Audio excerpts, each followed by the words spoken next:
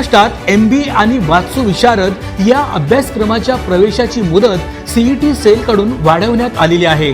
23 October 2024 पर्यंत MBA ची प्रवेश प्रक्रिया सुरू राहणार आहे। अखिल भारतीय तंत्र शिक्षण परिषदेने तंत्र शिक्षणाअंतर्गत येणाऱ्या विविध अभ्यासक्रमांच्या प्रवेशासाठी 1 महिन्याची मुदत वाढवली आहे। यामध्ये प्रथम वर्ष आणि द्वितीय वर्ष लॅटरल प्रवेशाची ही मुदतवाढ विद्यार्थ्यांना मिळालेली आहे।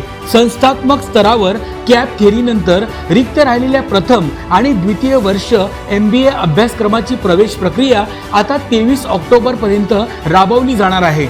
महायुती सरकारमुळे विद्यार्थ्यांना हा मोठा दिलासा मिळालेला आहे।